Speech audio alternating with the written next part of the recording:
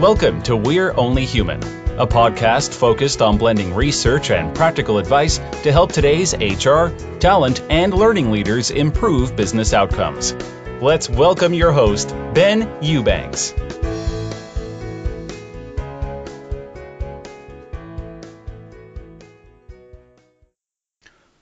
Hello everybody, this is Ben Eubanks, host of We're Only Human, and I'm so glad to have you here.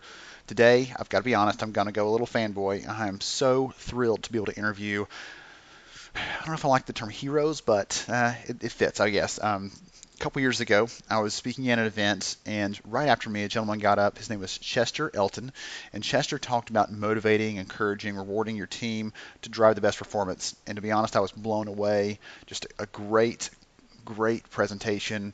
He's world class. His writing is phenomenal. His speaking is phenomenal. And right after the session was over, my session had already completed, and so we were both heading to the airport, and we decided to share a cab together. And that was such a fun moment for me because I'm sitting here just getting started in writing, just getting started in speaking, and soaking up anything I can. And he had been at this for a little while. He had, again, phenomenal performer and communicator, and so I had the chance to just sit and chat with him on that taxi ride and learn from him. And today I get the chance to actually interview Chester and his co-author Adrian Gostick about their new book, The Best Team Wins, and it's a phenomenal book. I love it because there's a great blend of research. There's a lot of quantitative data backing this up, but there's also a lot of stories. They do a great job of injecting stories in there to help you understand a topic, understand a concept, the practical applications. So it's just a great conversation. I love it. And actually, we're doing a special giveaway. So thank you to the publisher for deciding to agreeing to give me a couple books. But here's how it works. You're going to share the podcast episode on your LinkedIn feed. You're going to tag me so I get a notification and can enter you. And then you're going to tag 2 or 3 of the best people that you've ever worked with. Take a minute, think about that for a second. Who are some of the best people, the best teams you ever worked with? Maybe there's more than 3. Maybe there's 10. Maybe you have a longer career, or maybe there's just 1 or 2. It doesn't matter. But take a moment and think about that. And that process enters you into the contest to win a copy of the book. Again, courtesy of Simon & Schuster. Thank you to them for offering up a couple copies to let us try this out. So I have several of those to give away. Get out there and start tagging. Reminder, share the episode on LinkedIn. Tag me so I can make sure and add you to the contest. Then tag 2 or 3 of your best people that you've ever worked with. Pretty easy, pretty simple, but I'm hoping that this kind of is one of those things that a lot of people can kind of get in on and share and connect, tell some stories about why those people matter. If I was going to do this, I can't enter my own contest, but if I was going to enter, I would talk about one of my former bosses, Christine. She was something phenomenal. She was really great at helping to guide my career. I think I actually talk about her a little bit during the interview about some of the things that she did to help me sculpt my job and find those things that I loved, find those things that I needed to grow and advance in my career early on when I was stepping into HR. And she's one of those people that I'll never, ever forget. Another one of my good friends was Alan.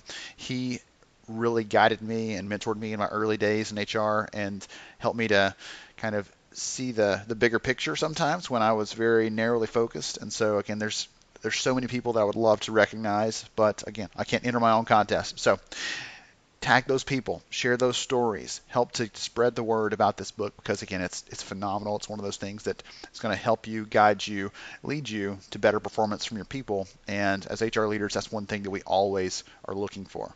So hope you enjoy the show. Let's get into it. Welcome, everybody. This is Ben Eubanks, host of We're Only Human. Today, I have not just one, but 2 amazing guests I'm really excited to speak with. These are world-class authors, thinkers, speakers, and we get the honor of learning from them both on today's show. I'd like to welcome Chester Elton and Adrian Gostick to the show. Thanks, Ben. Absolutely. That was Adrian. So thanks, Ben. This is Chester. Awesome. So, Chester, since you're going to chime in and be the narrator for your half the team, why don't you start us off, tell us who you are, what you do, then we can kick it over to Adrian.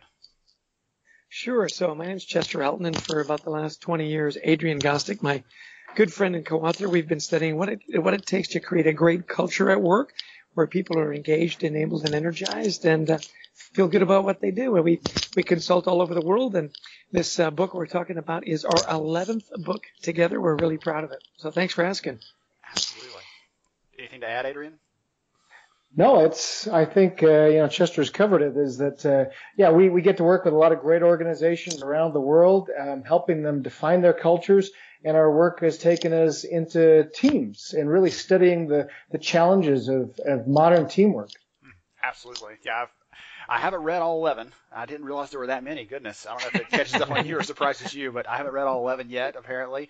But this latest one, I got a copy of it, and I'm so pumped about it. I've really enjoyed it. I actually, to tell you how much I enjoyed the book, I was in the Caribbean on a cruise last week, and I was reading your book while I was there because it was that interesting, that informative. So it's already making the way around the world, in case you didn't realize that. That is awesome. Thank you. Goodness. So you mentioned teams. Give us kind of a 15-second pitch, I guess, or just an explanation of what the book is about, why they should read it, because I think we're going to dig into some deeper concepts through the conversation today. But just give us that quick headline about why this is important. Yeah, now the book is called The Best Team Wins, and there's been a lot written on teamwork, and yet nobody really has written a book for the modern age. Really, what does it take to lead a team today? We've got millennials coming into the workplace. Where the speed of change is just accelerated. We're all supposed to work cross-functionally, but nobody knows how. So how are the best leaders leading teams today? And this is where our 850,000 person research study comes in, showing really what the best team leaders are doing differently. And a lot of it just shatters, preconceived thinking about leadership and about how we run our teams. Absolutely. Excellent. That's a good intro, because I think one of the things that we always kind of default to, or you can't turn out reading an article about open offices and things like that, or the new collaboration tools. And one of the things early on you talk about in the book is how those are nice, but those don't necessarily equal improvements in how teams actually function and operate together. Why do you think companies default to that? Well, it's interesting. This is Chester chiming in, and what you said is exactly right. We live in such a complex workforce now with multi-generational people, and sometimes we think, okay, well, we'll just change the layout of the office, or we'll put in a foosball table, and that makes us modern and fun. But really, what you've got to do is you've got to focus on the individual, get to know each one, and what their motivators are, and what really, gets them excited to come to work. We talk a lot about the old school is that, you had policies that applied to everybody, and that was fair. But the new team leaders and the most high productive teams, they know each other as individuals. You've got 4 to 5 generations in the workplace, and it's more diverse than ever. And not just in gender or race, but in thinking and background and language and family structure and so on. So, good leaders kind of understand that, but the really extraordinary leaders, they find the time, they take the time to get to know each individual member of the team and how to integrate them into a high-performance team. Does that make sense? It absolutely does, and that leads into the conversation. One of the pieces in the book that I really enjoyed, and honestly, I've coached managers on this as an HR leader for years, and it's hard to get them to kind of bite on it, but it's all about managing to the one, is what you call it in the book, and I love the idea. Can you explain a little more about what the concept is and how it can help managers make that transition to doing that? Yeah, this is Adrian, Ben, and one of the things, you were exactly right. We found in our research that, we've been talking about employee engagement now for 30 years. And yet people are no more engaged than they were 3 decades ago. Why? Well, we tend to manage everybody the same. We tend to think people are all motivated in the same way, and they're not.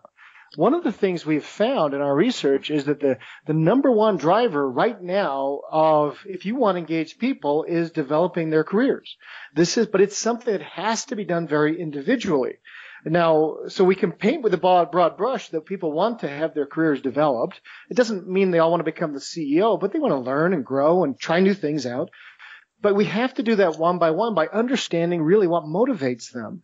And that means sculpting their jobs a little bit. It means giving them a little bit more to do of what they find motivating and a little less of what frustrates them. But I mean, like you said, Ben, though, a lot of times we get pushback from managers who say, oh, gee, I don't have time for that. I got 20 people who work for me. Well, we find, though, this doesn't have to take a lot of time. I mean, it can be 15, 30 minutes every month or so. But when you care about my career, I'm going to start caring about what you want me to care about. Absolutely. Help enough people get what they want, and they'll help you get what you want. Right? That's what we always heard. Exactly. That's a good example of that for sure. talk practically a little bit about the job sculpting idea, because that's one of the things, again, in the book that I've seen good managers do over the years, but I've never seen it kind of outlined and spelled out about how that can become a practice that everyone can do. And everybody wants to feel like things are tailored to them. We all feel like, there was one thing in the book that was, I can't remember the exact line, but it made me think that our Netflix algorithm knows us better than our manager does at times, because it knows the things we like, it knows the things that we're interested in, and those managers don't do that. Are there some practical ideas you can give to help managers kind of take that first step to do that job sculpting piece a little better? Yeah, absolutely. We talk about aspirational conversations. And as Adrian mentioned, it doesn't have to take a lot of time, but frequency is important. It can take 10 to 15 minutes. And the aspirational part of it is where you sit people down and you really get to know where they want to be 2 or 3 years from now. Ask them questions like, what do you think we're really good at? What are some areas where we can improve? Get their ideas out of their pockets and into your business. Create a safe place for people to challenge the status quo and say, hey, at this other company I was at, but we had the same kind of issues with our customer service, response time. Here's what we did, and complaints went down by 85%. Those kinds of ideas and so on will come into your business if there's trust and there's a relationship, and that's what we're talking about when we talk about job sculpting and having aspirational conversations. I think one of the most important questions team members can ask their people is, where do you want to be 2 to 3 years from now, and how can I help you get there? Again, doesn't have to take a lot of time, but instead of doing it like once a year or semi-annually like we do with, our reporting in, what have you done for me lately kind of thing, is do it monthly, do it as often as you think is needed. And if you're well prepared and you keep it to that 10, maybe 15 minute kind of engagement, it's like a little survey that you're doing, a little spot survey. Trust goes up, relationships goes up, and you get the results you're looking for. Is that helpful? Oh, yeah, it absolutely is. And it's funny because when I read the term aspirational conversations, that's the second time I've actually seen that. A couple years ago, I did a case study on a firm that Tata Consultancy Services, nearly 400,000 global employees, and they actually make that part of their standard talent practices. And when you look at their leadership of the company, the CEO, the CFO, and the CTO all started as trainees in the firm. And wow, that's a part of their culture. Is just, we want to know what you aspire to be. And that seems like it's almost a maturity issue for some managers to say, hey, I want you to stay here. You're on my team, and I hired you for this role. So just do it and be quiet. And at the same time, you just mentioned a minute ago, some of the research is really pointing towards we need to help people figure out what's next, what they want to do. Even if they don't know yet what they want to do, guiding them towards that next thing. And I think the job sculpting piece of that, let's give you more of what you like, and is really going to help to guide that sort of conversation and guide that sort of decision on their part. Oh, sure, absolutely. And one of the things too is we have to remember is that some people want to grow in their roles. They want to become the next CEO, but others, everybody though wants to grow and develop. And so one of the things we found, this could be really helpful. Like we had one manager we interviewed for the book, Diane Weed, who's a vice president of the Wendy's Corporation. She oversees all the Wendy's restaurants in the Rocky Mountain area. So thousands and thousands of employees, and she has 8 direct reports who oversee all the restaurants. And she went through this process of figuring out how to manage to the one. She figured out all of her employees' motivators, realized that one of her employees had pressure as her 23rd motivator out of 23, where for Diane it's number 1. Well, do you think that was creating some sort of, some problems in the workplace? Yeah. Diane would give her assignments. Give me this tomorrow, because that's what Diane loves, is that idea of pressure. And yet it was forcing this employee to think about looking for other work, because she didn't really understand why everything was so frustrating. So as they started working and sculpting their job, this employee then had the words to use to say, it's really frustrating to me when you put this kind of pressure on me. I do better work when you give me a little time, a little advance. And Diane was surprised. She thought everybody thought like her. And that's one thing we find, is that we're not all the same, and yet we tend to look through, our own rose-colored glasses of the world. Everybody's the way we are, aren't they? Mm-hmm. Absolutely. Chester, do you have anything else to add there before we move on to the next one? Well, Adrian just is so good about putting that in context. I love the aspirational conversations. I love building rapport. What Adrian's talking about is, how do you communicate better? How are you opening the channels of communication? I love at the end of aspirational conversations when people keep it positive. One great question a manager shared with us is at the end, he always likes to say, so what do you think your greatest contribution to the team has been lately? What are you really proud of? Let people tell you what, again, back to their passions. I think I'm really good about bringing people together to solve problems under pressure, or I'm really good about developing a great rapport with our clients. Let them talk about what they're passionate about and what their contributions have been. I love aspirational conversations that finish on a positive note. It leaves a good taste in everybody's mouth.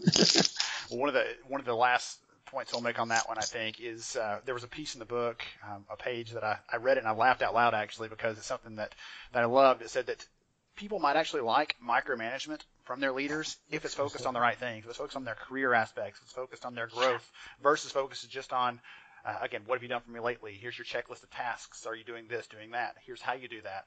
They don't want to be managed in their work tasks necessarily, but in their careers, and I loved you guys making that point. Yeah, when was the last time you went home and told your significant other, oh, I just wish they would micromanage me more at the office? It never happens, right? But yeah, you're exactly right, Ben. What we find is that people want to be closely managed on their careers.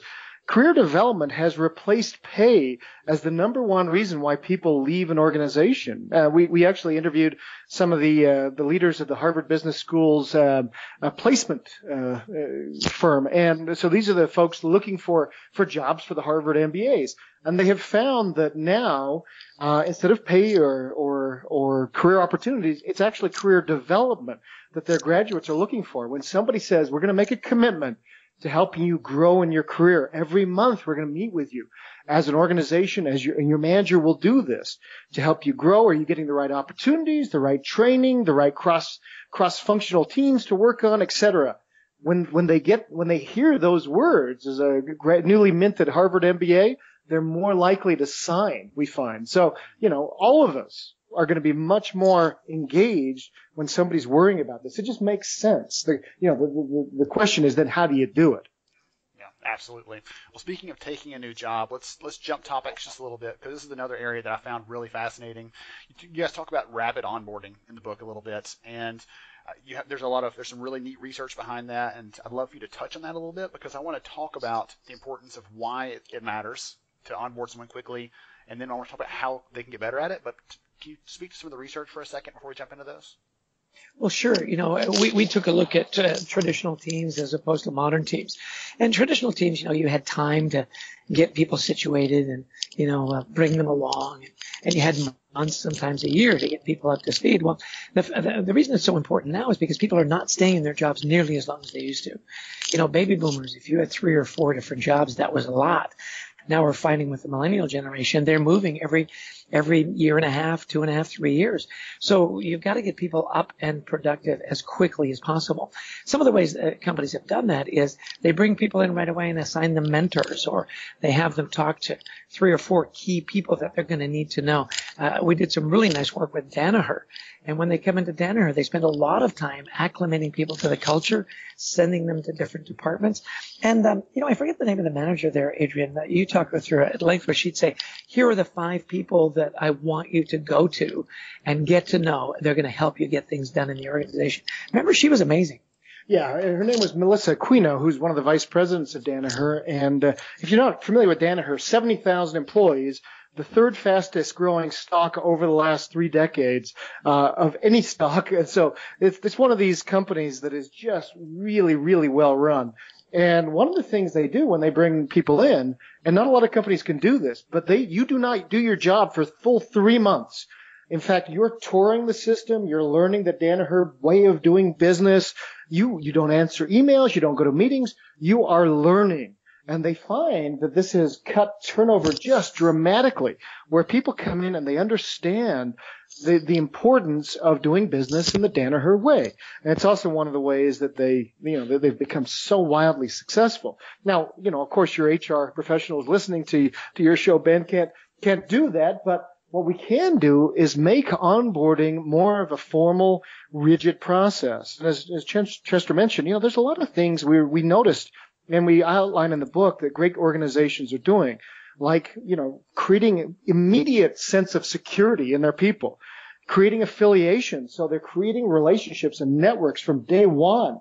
They're building context. So helping people, again, from day one understand how they fit in. And boy, these simple things happen. And the acceleration that happens within modern teams is really phenomenal. Yeah.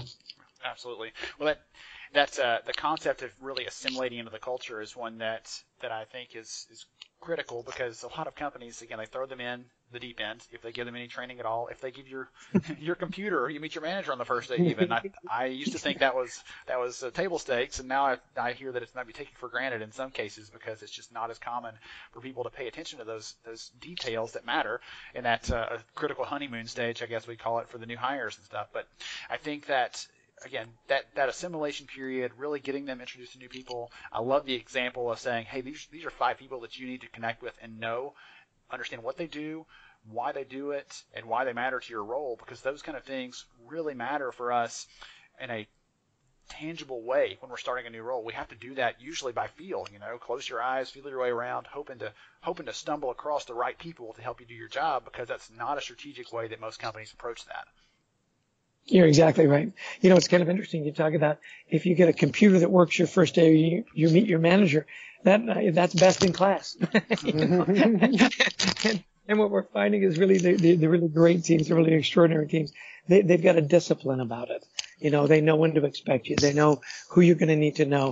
And Danaher really is best in class. Think about that. You take 3 months to make sure you really understand the culture. You really understand how to get things done. You think those people are integrated and just, firing and ready to go? Of course they are. And as Adrian said, not only does it benefit the organization that turnover's down, but now you've got an employee that on day one after that training, they know exactly what to do. They know how to do it. That anxiety is gone. They feel a part of the team, and you've set them up for success. It's extraordinary. Well, I know that one of the gentlemen that was mentioned in the book, in terms of kind of profiled him going through that process as an onboarded employee. He said, I was worried about, are they going to program me? Are they going to brainwash me? Are they going to change? And that's not the focus. But at the same time, they've got to do some unlearning in that first 3 month period, right? They're not just learning, hey, this is how we do things, but maybe, hey, you know what, I can modify this and adapt this new process, this culture, all those good things that are coming to them, because they're not being pulled in different directions by work tasks and everything else. It's not this little sideline conversation happening. It is their main channel of communication, their main focus for that initial period. Just an amazing kind of concept. Yeah. I love it.